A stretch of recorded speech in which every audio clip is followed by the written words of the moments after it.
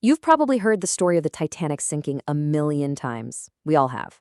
But the story of what happened after the ship went down, well, that's where things get really interesting and honestly, even more impactful. It's a story of incredible legal battles, engineering revolutions, and a complete reimagining of safety on the high seas. So let's dive into the Titanic's wake.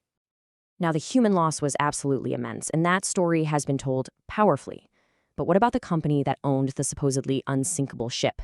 From a purely business point of view, was this disaster the end of the line for them? I think the answer is going to surprise you. So here's what we're going to cover. We'll start with the shipwreck itself. Then we'll unravel this incredible legal story of how the White Star Line managed to survive. After that, we'll look at the fate of the Titanic's identical twin. We'll chart the absolute revolution in maritime safety that followed. And finally, we'll see how the echoes of that single night are still shaping our world today. Right, so the story of the Titanic didn't just stop when the ship vanished beneath the waves on April 15th, 1912. No way. That moment, that was just the beginning. It was the epicenter of a shockwave that was about to be felt all across the globe. So while the entire world was mourning the loss of over 1,500 people, a completely different kind of shockwave was hitting boardrooms, courtrooms, and engineering workshops. All of a sudden, every single assumption about how you build and operate these massive ships was being thrown into question. And that leads us to one of the most astonishing corporate survival stories of the 20th century. I mean, how on earth did the company responsible for the most famous disaster in the world manage to avoid going completely bankrupt? Get this. Survivors and the families of the victims sued the White Star Line for $16 million. Now, in 1912, that was a colossal, almost unimaginable sum of money that absolutely should have sunk the company for good. It's a staggering figure, and if you think so too, hitting that like button really helps us make more explainers like this one. The company's lawyers came up with this brilliant, if, completely ruthless argument. They used a legal principle called limited liability. And they basically claimed that White Star's financial responsibility was limited only to the value of what was physically left of the Titanic, which at the end of the day wasn't much more than the lifeboats they managed to recover. The result? It was astounding. The claims just plummeted from $16 million all the way down to just $664,000. That's a mere 4% of the original amount. So financially, the White Star Line survived, almost unscathed. But this wasn't just about a clever legal argument. Yeah, modern researchers point to something more going on here, a really coordinated effort to control the narrative. The surviving crew members, they were traumatized, they were vulnerable, and it really looks like their testimony was carefully managed to help out the company's defense. I mean, just take a look at the official testimony from Frederick Fleet. He was the lookout, the guy who first spotted the iceberg.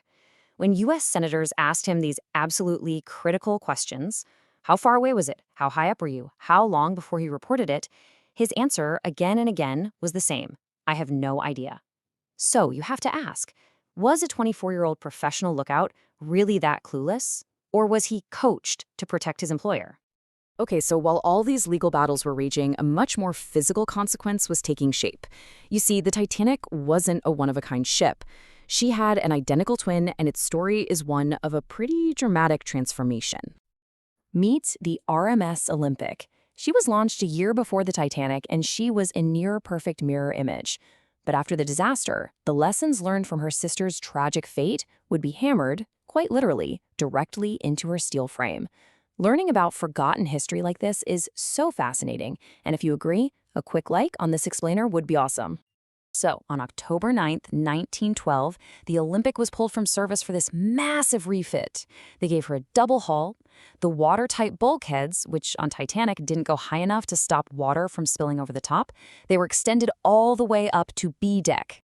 And, most visibly, the number of lifeboats was more than tripled to 64 to make sure there was a spot for every single person on board.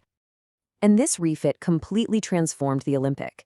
She went on to have an incredible 24-year career, served as a vital troop transport in World War I, carrying over 200,000 soldiers. She was so dependable, she even managed to ram and sink a German U-boat. So while the Titanic became this enduring symbol of disaster, her twin sister, the Olympic, she became a symbol of resilience and redemption. She earned the nickname Old Reliable. So we've seen the legal fallout, We've seen the engineering fallout, but the biggest ripple effect of all was a complete top-to-bottom revolution in international maritime safety. Before 1912, believe it or not, maritime rules were just this patchwork of different national regulations. The Titanic disaster was such a shock to the system that it forced the world's shipping nations to sit down together for the very first time and create a single, universal set of rules. The result was SOLAS, which is the foundation of all modern maritime safety. And the impact was just staggering. Look at this. In 1910, roughly 1 in every 100 ships was lost at sea. A century later, thanks to the regulations that were sparked by this one disaster, that rate improved to just 1 in 670. I mean, that dramatic improvement in safety is definitely worth a like, don't you think? The nature of the risk has also completely changed. Modern data shows that the biggest cause of ship loss today is foundering. That's basically sinking from bad weather or leaks, and it makes up almost half of all losses. Collisions, like the one that sank the Titanic, are now a much, much smaller piece of the pie. This table breaks it down even further, and it's pretty revealing. Notice how general cargo vessels make up 20% of the world's fleet, but they account for a whopping 45% of total losses. And then you look at the other end, the highly regulated passenger cruise ships and container ships, and their loss rates are incredibly low. It just goes to show how effective these safety standards really are.